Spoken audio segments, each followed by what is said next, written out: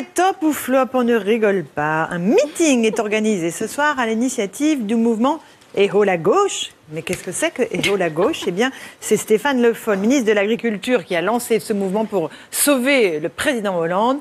Allez, écoutons quand même Eho la gauche. Ça me rappelle quelque chose, non? Pas vous?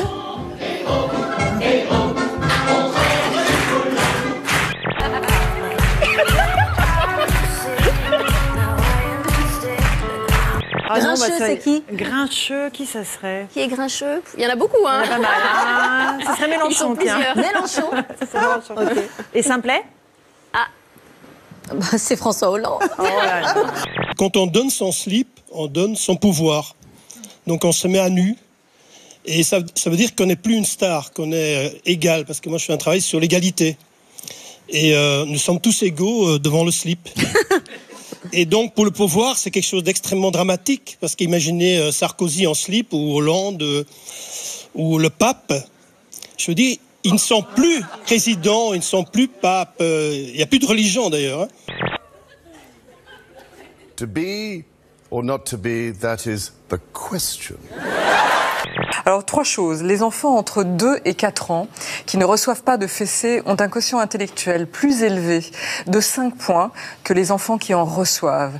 Et les enfants de 5 à 9 ans, un quotient plus élevé de 3 points. C'est une étude de l'université du New Hampshire. Deuxième chose, les enfants qui ont reçu des fessées quand ils avaient moins d'1 an, parce que hélas, il y en a, sont plus susceptibles d'être agressifs à l'âge de 3 ans et plus déprimés ou anxieux à l'âge de 5 ans. Pour ce qui est de la fessée pour les gamins, j'ai été très clair. Moi, j'en ai reçu, pas des masses. Elles m'ont pas traumatisé plus que ça. Et je suis incapable, mais je suis contre. C'est-à-dire, je suis incapable de reproduire ça sur mes enfants et je le conseille à personne. Et ça, je l'ai dit clairement. Apparemment, ils n'ont pas dû l'entendre. Mais je conseille à personne ça. Je suis contre ces châtiments corporels. Comment s'appelle le taureau? Joey. Joey. Ah, c'est pas Gilles Verdès qui va le monter alors. Ça se passe en Argentine. Vous savez que sur les réseaux sociaux, il est interdit de montrer des poitrines de femmes. Et c'est très bien, hein, sauf quand il s'agit de faire une campagne contre le cancer du sein. Donc en Argentine, ils ont eu cette idée amusante. Ils ont pris un homme comme cobaye, voilà. Il s'appelle Enrique et la femme se met derrière lui et va montrer tous les gestes d'auto-vérification à travers le corps de cet homme. La palpation, bien sûr. La palpation, voilà. C'est souvent ça, les infections sexuellement transmissibles, quand même. Donc c'est pas facile. Toutes les IST ne coulent pas. Évidemment, mais beaucoup. Mais en plus, un peu le propos de Parfois, ça colle. Un organisme belge qui s'appelle Protos, qui vient de dévoiler ce scoop. Sur cette planète-là, 2,4 milliards, on en compte 7 milliards en tout, 2,4 milliards d'individus qui n'ont pas de toilettes correctes. Ouais. Parmi ceux-là, près d'1 milliard qui font leurs besoins dehors, dans les bois, dans la rue, dans les bosquets. Et ça, c'est plus possible. Vous savez que depuis un siècle, tous les animaux sauvages, les tigres, les lions, les éléphants, les populations ont disparu on a éliminé entre 80% et 98% de leurs effectifs à peu près. C'est-à-dire que bientôt, si on ne change rien à notre manière de faire, il n'y aura plus aucun animal naturel sur Terre. C'est pas une blague. Il n'y en aura quasiment plus. Il n'y aura que les animaux que nous produisons pour manger. Fucking shit. Un chien qui aide à se laver les dents, qui tient le journal pendant le petit déjeuner et participe aux corvées, c'est le compagnon idéal. Cette vidéo a déjà été visionnée par 7 millions de personnes, peut-être 7 millions de maîtres admiratifs. Les dates de la Première Guerre mondiale. La Première Guerre mondiale, elle était en 1945.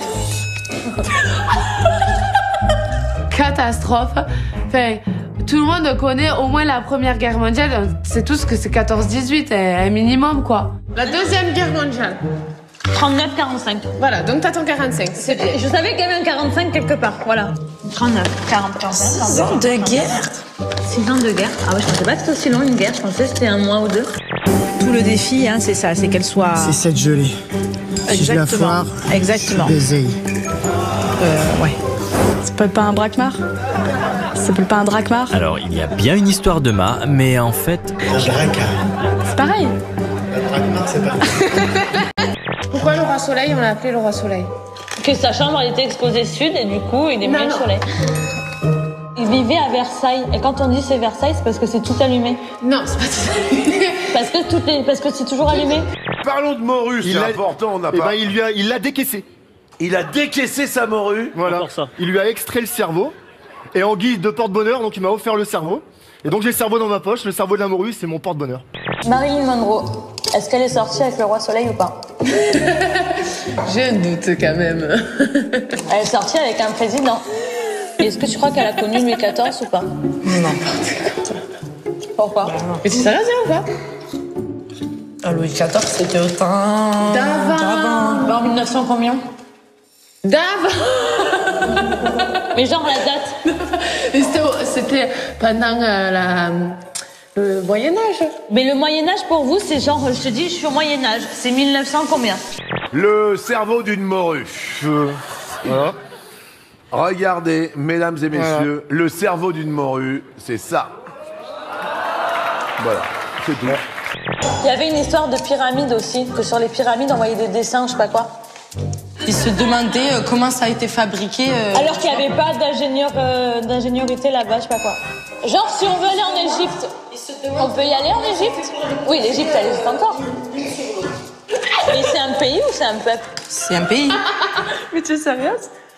Mais genre, l'Égypte, c'est un pays? Oui. Genre, je vais en France, je vais en Égypte. Oui. Pour moi, l'Égypte, c'est un peuple, en fait. Allez, on va découvrir le vote des téléspectateurs maintenant. C'est parti. C'est Pierre Auger qui remporte le choc des champions. On se retrouve tout de suite, il n'y a pas de pub, hein, c'est dans 20 secondes pour les Top Chef Awards. Et on a le résultat et le verdict avec Pierre.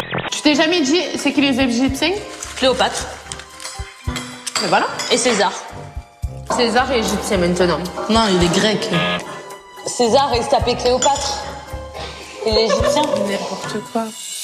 On avait, à l'époque, de vieux cons, comme je dis, il y avait une espèce de solidarité, il y avait un peu plus de bienveillance. Est-ce qu'il ne faudrait pas revenir à un peu plus de bienveillance, plutôt que de partir dans tous les... Et surtout de monter sans arrêt les gens les uns contre les autres. D'où cette phrase incroyable, qu'est-ce qu'on attend pour mettre des capotes à nos écrans?